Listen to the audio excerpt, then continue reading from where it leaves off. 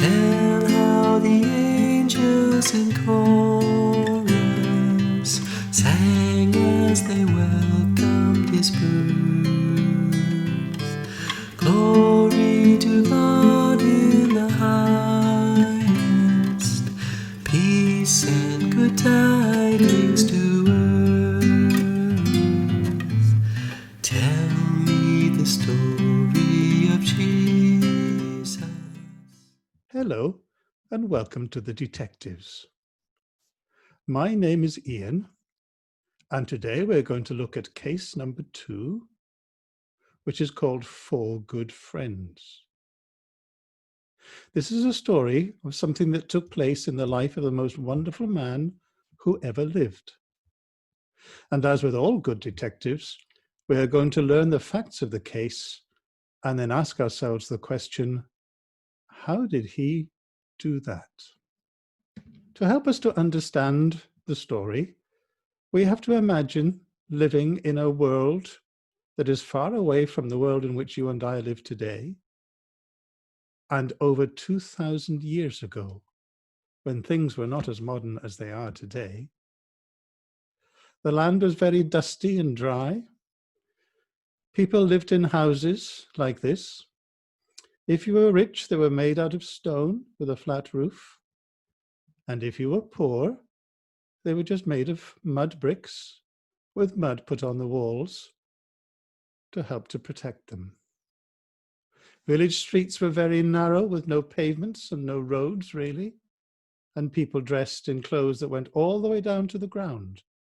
And even men didn't wear trousers because they hadn't been invented. If you wanted to travel anywhere, you had to walk.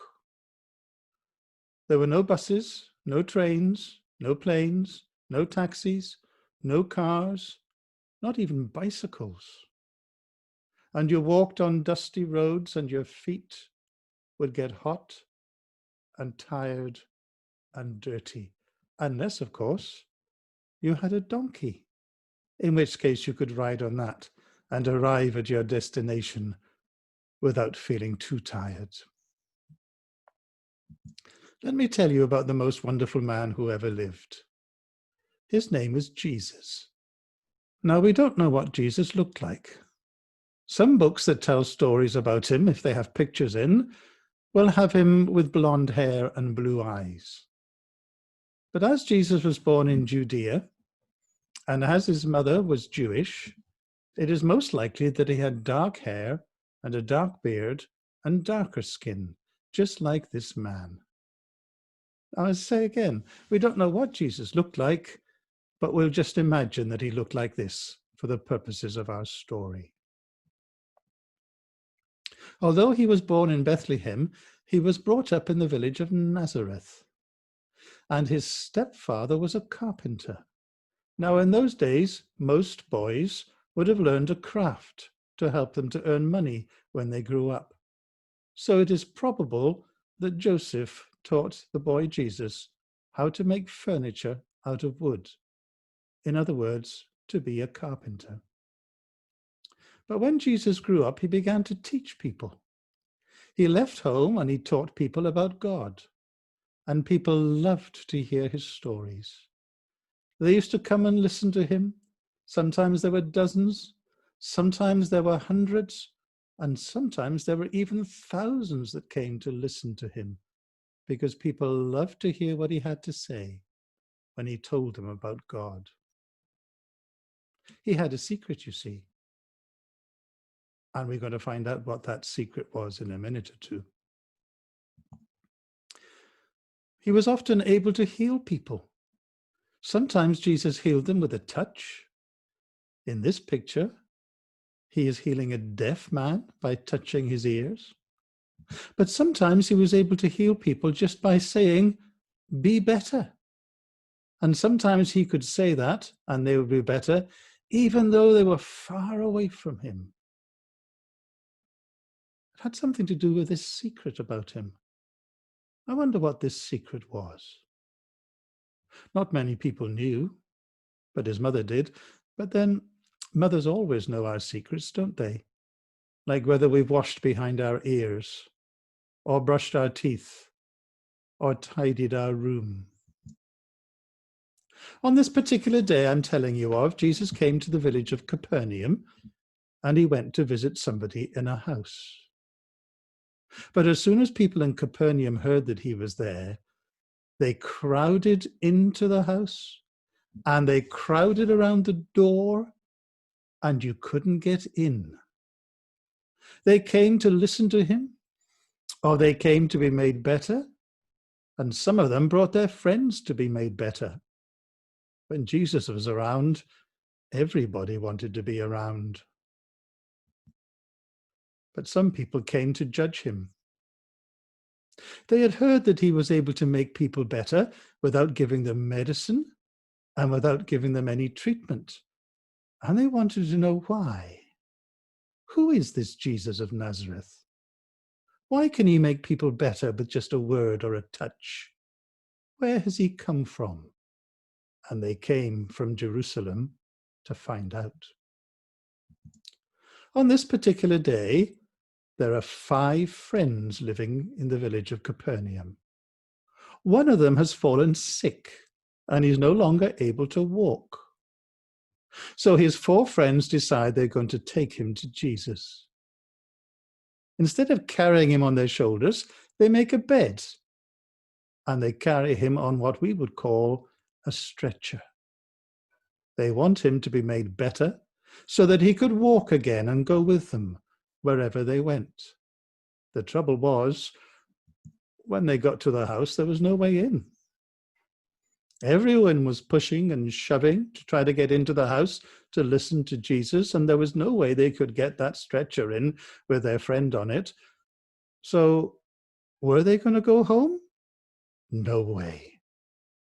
They found the stairs that were outside the house that went up to the roof, and they climbed the stairs and stood on the roof. What do you think they were going to do? Do you think they were going to go sunbathing up there? Not a bit of it. Do you know what they did? They began to make a hole in the roof. Now remember what I said? Roofs of houses in those days were flat. Many of them were made out of beams of wood that went across, and on top of that they would have put grass maybe or mud, and so it was quite easy to make a hole. But just imagine if this is your house. How would you feel if somebody started making a hole in your roof? Jesus carried on teaching, but he's waiting and watching to see what is going to happen. So is everybody else. Because suddenly, as the hole in the roof got bigger, people began to move away and stand by the side of the walls, thinking, if this roof falls in, at least we'll be safe standing by the side of the walls. But Jesus carried on standing in the middle, and suddenly the hole was big enough to let a bed in. And the 4 friends let down their friend on his stretcher, on the ropes, right into the middle of the room. But look how big that hole is. You wouldn't be happy if that was your house, would you? They lowered the bed further and further down, until at last it's right in front of Jesus, and everybody is amazed. What is going to happen now? Jesus didn't do anything to start off with. And then he comes over to the bed, and he bends over and he says to the man, "Son, your sins are forgiven you." Well, what a thing to say. You can imagine the 4 friends up on the roof looking through the hole in the roof and saying, "We didn't bring him to get his sins forgiven. We brought him to get better. What is Jesus doing saying your sins are forgiven you? We want him to walk again." And some of the people that were listening, the people from Jerusalem, said, "What a cheek. We know that only God can forgive sins. Who does this Jesus of Nazareth think he is saying, 'Son, your sins are forgiven you'? Does he really think he is God? And they judged him. And they thought, we're going to have to stop him now. He's not allowed to say that. No man is God. We're going to have to stop this Jesus of Nazareth. And people waited and watched and listened. Jesus bends forward again. And this time he looks at the men that are criticizing him and complaining about him. And he says, tell me, I could say two things. I could say, son, your sins are forgiven you. Or I could say, get up, pick up your bed, and walk. Which of them is the easiest for me to say? But just to show you that I do have the power to forgive sins, he leans forward to the man who cannot get up off his bed and cannot walk, and he says to him, son, get up, roll up your bed, and go home. And everybody says, well, what a stupid thing to say.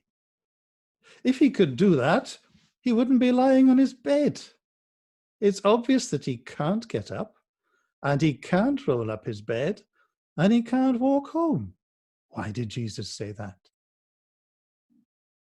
But as the man believed what Jesus said and tried to do what Jesus told him to do, he suddenly sat up.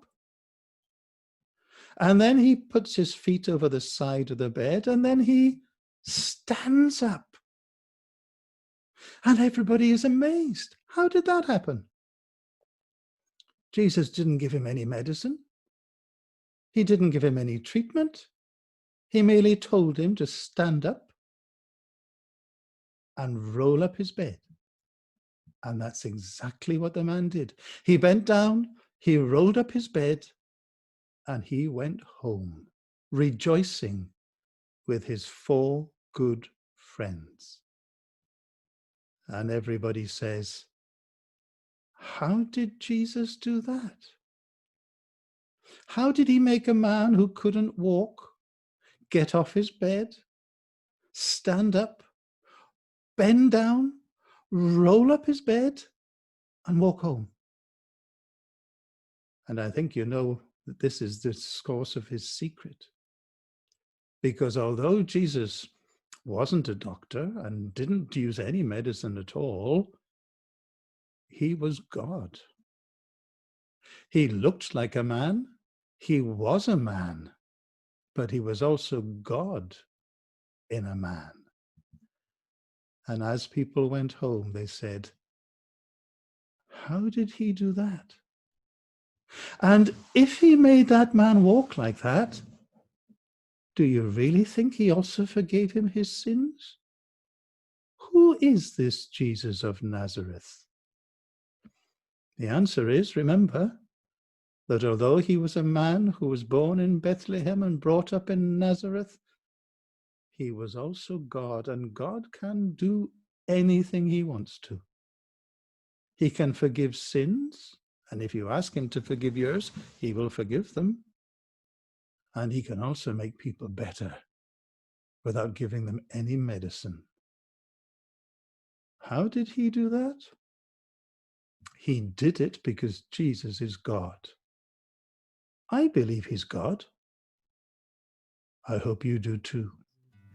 Fasting alone in the desert, tell of the days that are past, how for our sins he was tempted, yet was triumphant at last. Tell of the years of his labor, tell of the sorrow he bore. He was despised and afflicted, homeless, rejected, and poor. Tell me the story of Jesus, right write on my heart every word. Tell me the story most precious, sweetest that ever was heard. Tell of the cross where they nailed him, writhing in anguish and pain. Tell of the grave where they laid him. Tell how he liveth again. Love in that story so tender, clearer than ever I see. Say, let me weep while you whisper, love paid the ransom for me. Tell me the story of Jesus, write on my heart every word. Tell me the story most precious, sweetest that ever was heard.